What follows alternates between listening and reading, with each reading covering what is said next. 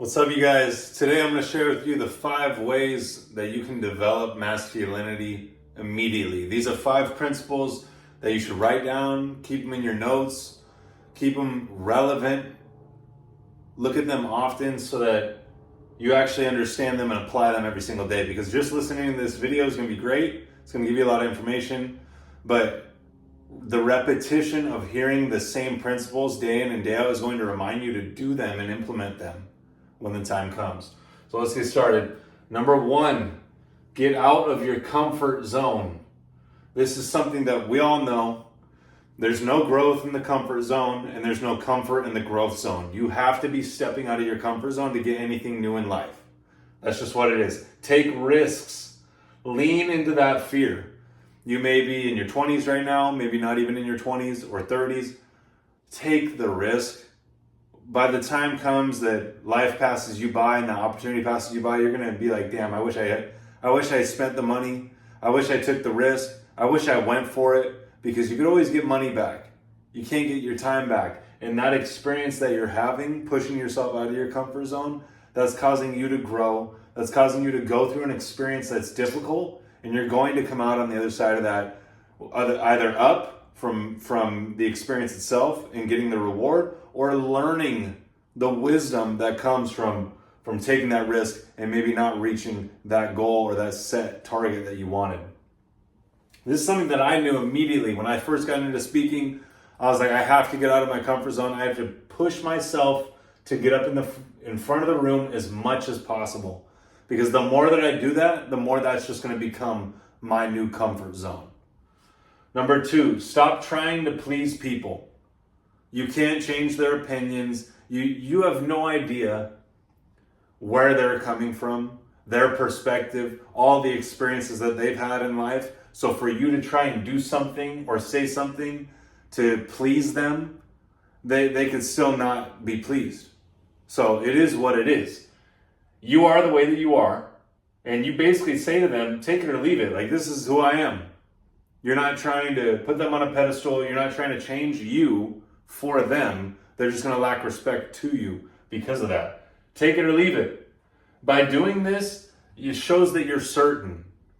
You're self-centered. You're fully confident in who you are. And you only value your own opinion. Because at the end of the day, you should only ever value your own opinion. What other people think, that's up to them. Like I said, it's based on their experiences in life. What they've been through. That's what their opinion is going to be based on. So why would you want to try and win over someone's opinion who you didn't go through the experiences that they went through? They're not who you want to be. So why are you valuing their opinion so much? Value your own. Number 3, the third way to develop masculinity is hold to your purpose. Your purpose is something that is so important to you in this life. It's literally the most important thing to you as a man, to develop that purpose, to have that mission, to have that reason why you wake up in the morning and why you're pushing yourself so that you can fulfill this purpose, this mission that you're here on earth for. Now, this is the reason why you're here. It comes before your friends, before family, before women, before sex, anything else in this life. It comes before. Now, this purpose is something that you have to stand for. Like, this is the reason why you're here. This is who you are. Because you've tapped in to your higher self, to your conscience. You feel that feeling in your heart. You know that this is what you should be doing, that you're called to be doing this. We all have a special calling in life. And we all have to discover that for ourselves. No one can tell you what that calling is. Now, this is something that you have to stand for. Like, hey, this is me. This is who I am. If you don't have that purpose, continue to go through experiences in life and you will discover it. Number 4, self-mastery depends on self-honesty. You cannot be lying to yourself. You can't be ignorant to what the truth is, to what you really have to work on. You see what can be improved in your life and you take action on it. When I first got into speaking, I went to a real estate meeting. I couldn't even get in front of a room and speak. I was so nervous.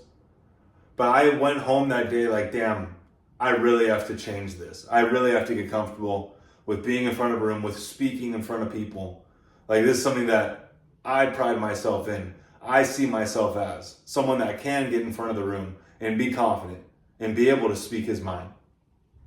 So I had to be honest with myself. I wasn't getting the result that I wanted. It was tough, but I had to look in the mirror and say, you know what? I have to do something about this. Now, don't lie to yourself. If you lie to yourself and you put it off, others are going to see that. They're going to feel that, because that's the energy that you're putting out. You know in your heart what you should be doing. You know in your heart that you're slacking off on a certain thing. So don't lie to yourself, because others will see you how you see yourself. You must overcome all weaknesses. That should be your goal, is to overcome all the weaknesses inside of you. Because when that happened to me at that real estate meeting where I couldn't speak in front of the room, I said to myself, I can't live with myself like this. I have to do something about this. This was a weakness of mine, and I had to go about changing it. And that's what caused me to speak 5 to 7 times a week for over a year in front of rooms with people I've never met before, have never seen before. But I did it because I knew I had to. I knew I had to overcome that weakness within me, so much so that I had to override it to the point where I had no fear, no nervousness with getting in front of a room.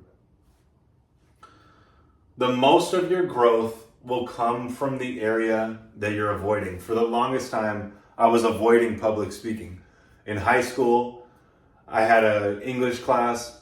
I went up in front of the room to present my poster, and I couldn't even get a word out. I was looking around the room, extremely nervous, like, oh my gosh, what are people thinking about me? What are they going to say about me? I couldn't even say anything, and all I thought to do was just go and sit down.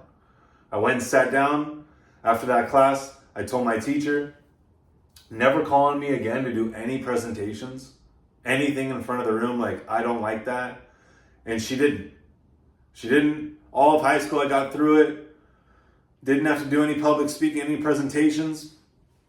And I was really avoiding it until about 7 years after high school. I went to a real estate meeting. I couldn't speak in front of the room. I was so nervous I couldn't even get up there.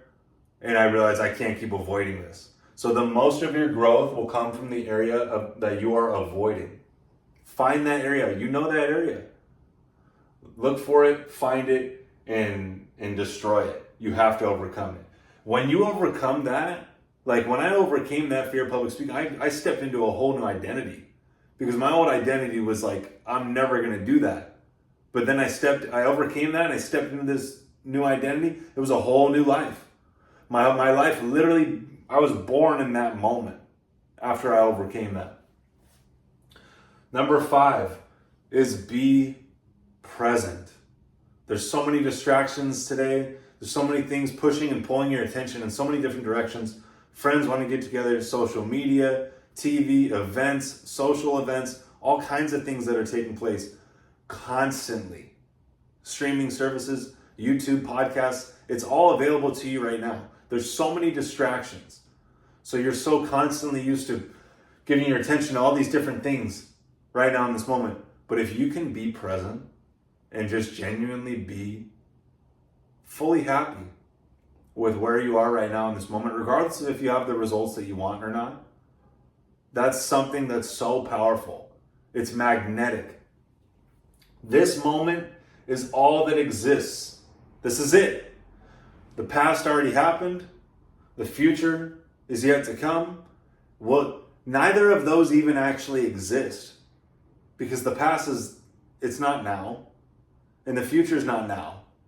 The past existed now at one point. The future will exist now at one point. So the only moment that exists is now. So be fully present in where you are right now. Always. Tomorrow is not guaranteed. You don't know if you're going to make it to tomorrow. You don't know what's going to happen in 2 minutes, in 5 minutes, in 10 minutes. Someone may call you. You may have to rush out of your house. You don't know what's going to take place. So be fully present in the moment. Be fully grateful for exactly where you are right now in the process. Love this moment and don't overthink it. Don't overthink it. A lot of people get so caught up in their head on what are people thinking? What are they saying? What's this going to be like? What am I looking like? Like, don't overthink it. Just think that you're right here, right now. That's it. All those false scenarios, imaginary evils, let those go. Because all you are is here right now. You're a spirit, you're in a physical body, having a human experience. That's it. It's as simple as that. Don't overthink it. Don't think too much. Don't overanalyze. Just be fully present in the moment. Cherish the things that are in your life right now, the people that you're with, everything in this moment. This will be so attractive to all the people that are around you. Because we all know the person that we're with and they're constantly thinking about something else. It's like, dude, we're right here. This is all that we should be thinking about right now. You're bringing that experience into now, but the now is right here. This is the experience. Let's enjoy it. Whether you be at a restaurant or at an event, whatever it may be, let's enjoy this moment because it's going to pass. So these are the 5 ways to develop masculinity. Number 1, get out of your comfort zone. 2, stop trying to please people. 3, hold to your purpose. 4, self-mastery depends on self-honesty. And 5, be present. I hope this helped, and I'll see you in the next one.